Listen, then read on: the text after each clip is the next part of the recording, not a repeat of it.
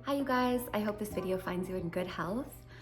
I figured that since we are all in social distancing at the moment, this would be the perfect opportunity for me to do a little get to know me video.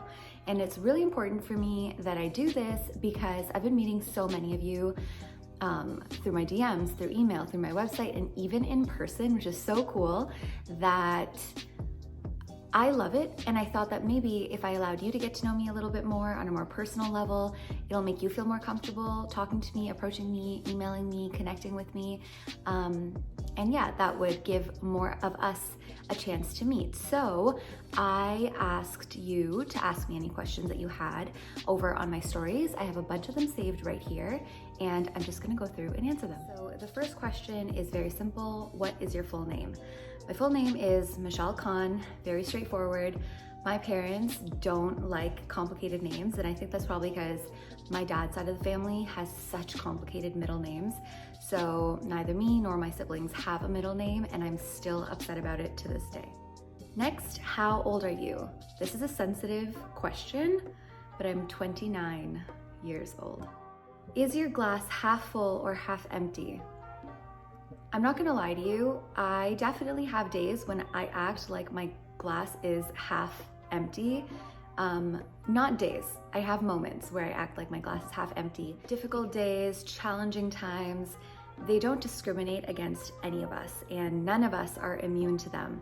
So even though I have moments where it all gets on top of me, I think I do a pretty good job of turning it around more often than not, and approaching things back with positivity and glass totally full mentality all over again.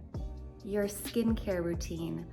I wish this was a question that I could really quickly answer, but honestly, it has so much to do with what is going on inside you, what your stress management techniques are, how well you sleep, what your mental hygiene is, what foods you're putting inside your body, and that all matters so much more than the external topical skincare routine. I can suggest things that might work for you externally, but if you don't get to the root cause of why your skin is unhappy, then all you're ever going to be doing is bandaging the issue. Are you married? To my career. What did you study in university? I studied medicine in university. I never did an undergrad. I went straight from high school into a 6-year medicine program. Where are you from? I am Canadian as far as nationality, but originally I am Pakistani, and I actually was raised in Pakistan for the beginning of my life. I was born in Canada, and then I moved back to Pakistan to be raised by my grandparents while my parents set up our lives here. And then I came back when I was 3 years old. So I grew up thinking that my grandparents were my parents. Was it really that difficult getting accepted into med school from a pre-med? It was definitely difficult. I worked my back off throughout high school, and I think my grades were honestly so spectacular in high school, and then I think I did a pretty good job at my entrance exam and my interview. I did get into all my universities of choice here in Canada, but again, there were 4-year undergrad programs, and then I would have had to do the MCAT and then apply to medical school. And since I knew what I wanted to do from the jump, I went into a 6-year program. So I think it probably is a lot harder if you are applying after an undergraduate program, because just marking schemes and the MCAT are so much more difficult than high school. Medical schools, and I think universities in general nowadays, prefer for you to be as well-rounded as possible. So that means focusing not only on your academics, but also your service, your arts, your extracurriculars, your athletics, making sure that you're an interesting person to be around and someone that they would want to work with more than you just being book smart. So it definitely is difficult. It was difficult for me, probably not as difficult as if I did it down the line, but everything's relative. Who were your favorite roommates of all time? You know who you are. 5 favorite lip liners, please. Absolutely love your makeup. Thank you. 5 favorite, okay. Morphe Sweet Tea, NYX Nude Truffle, Charlotte Tilbury Iconic Nude, Pat McGrath Supernatural, and Contour. That's 5. Favorite concealer for very dark circles with a natural finish so you don't have to put foundation on. Okay, in this case, what I would do is use a color corrector, definitely. My favorite one is from Jern Beauty in the color Kawaii. It's this peach toned color corrector. It's so emollient and so packed full of skincare ingredients that it's kind of healing your under eye issues while helping you conceal them throughout the day.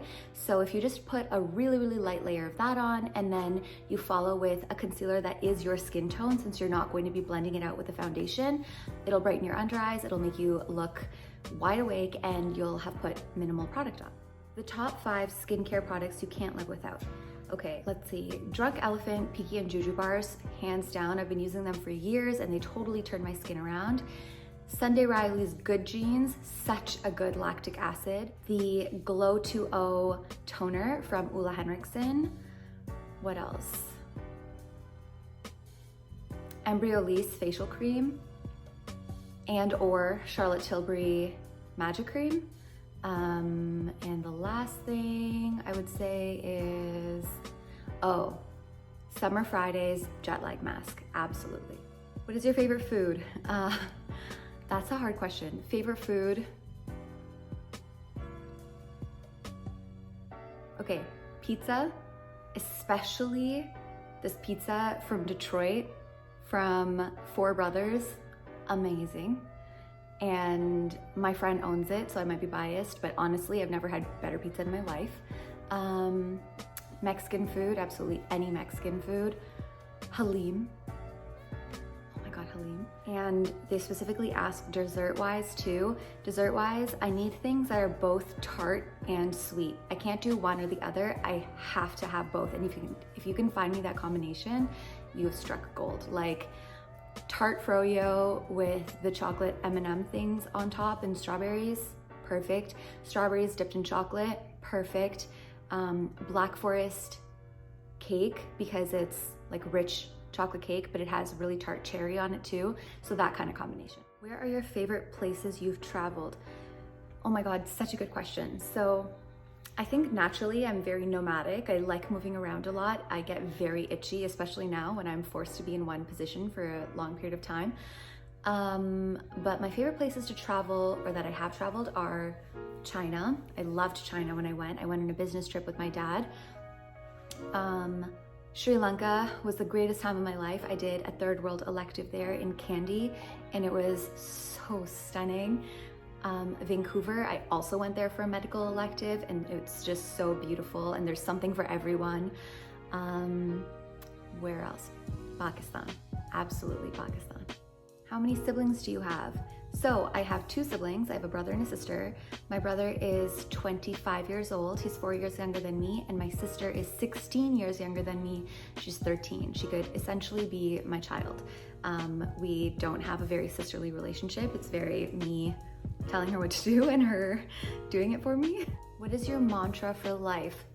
I love these kinds of questions. Thank you so much to the person who asked this. My mantra for life is probably to do as much good as possible and as little harm as possible while on this earth. And finally, why did you leave medicine? So for those of you who don't know, I recently left the pursuit of traditional clinical medicine in order to do what I do now, which is a mission to holistically bridge the gaps in healthcare. And this is why I did that. So I had wanted to be nothing but a doctor my entire life.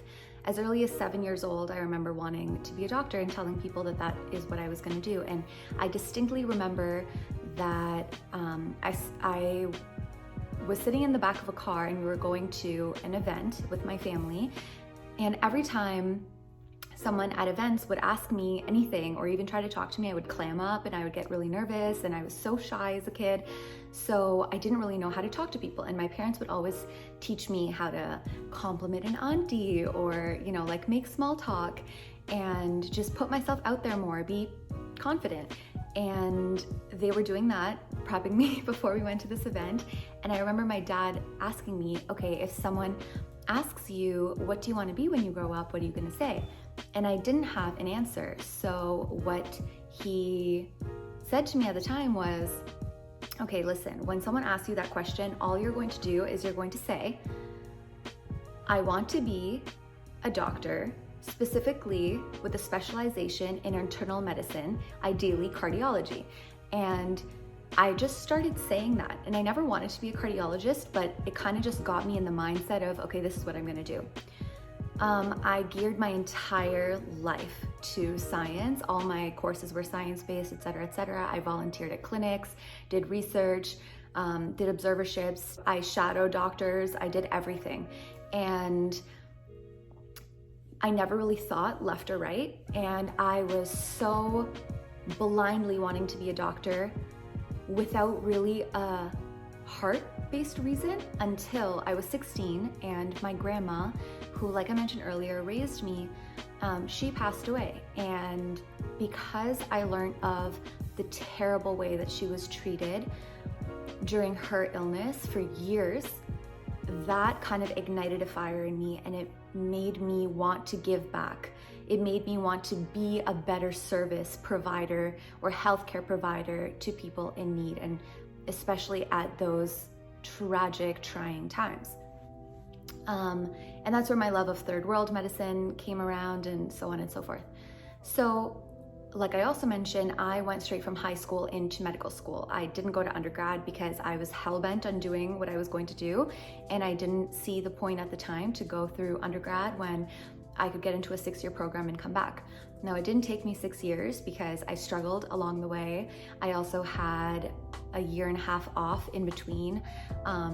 So all in all, it ended up taking me a much longer time to finish my degree. And then I went and did a postgrad.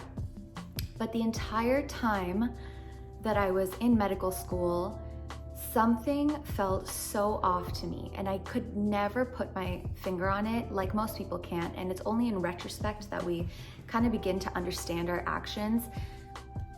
And I'll be upfront with you, I could never envision myself working as a doctor, even in medical school. And I just thought, this is how everybody is. And I had initially had the focus of wanting to go into surgery, specifically plastic surgery.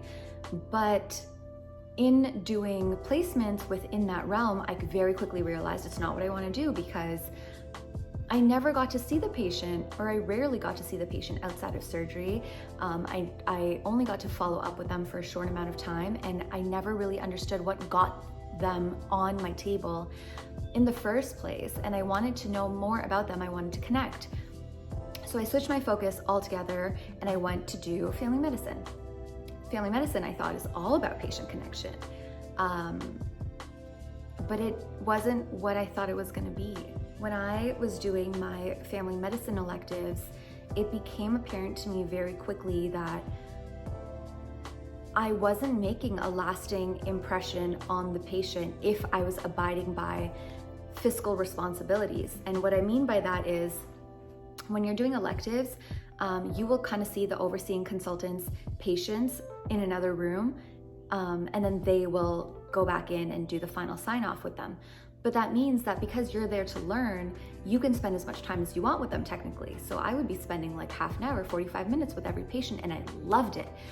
People were giving me their cards saying, can you be our family doctor when you're done? And the reason why they're doing that is because I was spending time comforting them, counseling them, making sure they understood what was going on with their bodies. That's what I thrive on. I love talking science. I love explaining to people why their body is functioning the way that it is, what they're doing to cause the results that are appearing, how they can naturally heal themselves or support the medication that they're taking so that it can do more for them, and that they're not coming back constantly needing to level up on their medication or having their condition deteriorate over time. I love that. And I realized that if I was fiscally responsible for a practice and my patients, I can't do that because I have limits on how much I can do. I have limits on how much time I can spend with them, which means I have limits on how many patients I can see in a day. And it all then comes back to money, which is completely important. But for me, I was not getting that fulfillment, and it really started taking a toll on me. I was not able to handle that or find a middle ground. Additionally, while all of this was going on, I had so many ups and downs with my own health. My mom had so many ups and downs in her own health, and it was always around me. And one thing that I always realized, which was alarming to me, was even me with the whatever scientific knowledge I have, I would leave doctor's appointments not feeling any more understood or any better than when I went in. And that's not anyone's fault. I'm not blaming that on anyone. It could just be me not feeling better. But that's the same feeling that I got from a lot of patients as I was watching them be treated by other doctors. They would come in, they would be rushed in and out of an appointment. They would have so much to say, but they wouldn't be able to get it out because it would take them the whole appointment to even get comfortable enough to say something. And at the end of the day, I just felt like I wanted to do something different in the system. I wanted to do something different in terms of bringing people health. I wanted them to feel better after seeing me, after talking to me, even if that meant that I couldn't prescribe and I couldn't diagnose, and that I wasn't licensed in my province. Even if it meant giving that up, it was worth it to me if it meant that I could make an actual impact on your health that I was not able to make in the system that was in front of me. And so somehow, at the same time, I had started my social media. I started doing science-based posts, connecting with people. I was starting to talk to them about the ins and outs of their conditions, what was going on with them, and I was working alongside a handful of patients, kind of being a liaison between them and their doctors as an advocate, communicating what the patients weren't able to communicate, helping the doctors communicate to the patients on a regular basis when the doctors weren't able to do that, just to make sure that the message was being reinforced. And I fell in love. And the moment that I started doing that, I didn't mean for it to become everything that I do, but the moment that I started doing it, there was no doubt in my heart that this is what I meant to do. And then it just became a matter of, am I gonna do it now or am I gonna do it later? So I made a very, very big decision. I had my residency application coming up and I didn't apply.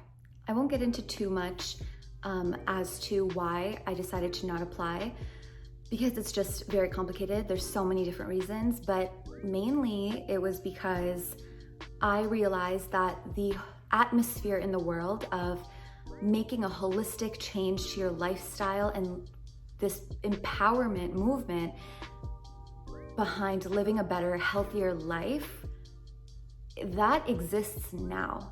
And what I'm doing and how I'm connecting with you guys and the momentum that I was building, that also exists now, and that won't exist in 3 or 4 years after my residency. And secondarily, at this point, I only have to worry about myself. I don't have codependents that rely on me, and down the line, I absolutely will, inshallah. So if I'm ever going to run after my dreams, even when they scare the hell out of me, it is basically rarely done or has never been done, as far as I know in my circle, out of all the people that I've met. But there's something there, and there's no doubt in my mind that what I am doing now makes me the kind of doctor that I always wanted to be, and makes me have an impact on people's health in a natural way that I've never been able to find anywhere in clinical medicine. And so rather than going down the route that was expected of me, I think there's plenty of brilliant physicians, a lot of whom I've worked with myself, who have that handled, and that is right for them, and they thrive in that environment, but I don't. So I created an environment where I thrive, and I'm doing what I do now. And just in case there was any confusion with my words, I do not think that there is anything wrong with traditional medicine or clinical medicine whatsoever. There's absolutely a necessity for it, but I just wanted to do something else. I wanted to work alongside that rather than within that. I really want to work alongside your physicians. I want to be another member of your health ecosystem so that we can all work together in a network to make sure that you accomplish the goals that you and your healthcare providers want for you. I'm not trying to replace anybody. I just think that times are changing and my approach to life all the way along has been different. So I don't think that my career was ever going to be an exception to that pattern. And hopefully I can do, like I said, the most amount of good and the least amount of harm doing what I do now. So what I do now, I'm a health coach and a patient advocate, and I'm also in the process of being licensed very soon as a nutritional coach as well, and a metabolic coach. So I'm doing everything that I love in a very unforeseen way, and I just love it so much, and I feel like there's this whole world for me to discover and so much good for me to do, and it really just brings me to life. I actually am getting a little teary-eyed right now because it's a big thing to walk away from what is expected of you, and I've just never had more conviction for anything in my life than what I'm doing now. So I'm gonna keep at it, and hopefully beautiful, beautiful, beautiful things come for both me and for you. Ooh, sorry to get a little bit emotional on you. It just means so much to me. It's everything that I think about day in and day out, and I just hope that nobody ever has to feel like they're stuck doing something that doesn't feel 100% right to them because they don't see a way around it. I know there are very complicated situations and responsibilities that could be putting you in that position, so not to take away from that at all. But if you ever find yourself in a position to take that risk, I hope that you take that risk on yourself and bet on your dreams. Okay, so that is all. That was my quick little get to know me. I don't even know that I answered that many questions, but the rest of them required a lot of detail, so I wanted to keep it succinct. I hope you enjoy this. If you have any other questions for me, please leave them below. I would be happy to do another get to know me in a little bit, and stay healthy. I'll talk to you soon. Bye. Mwah.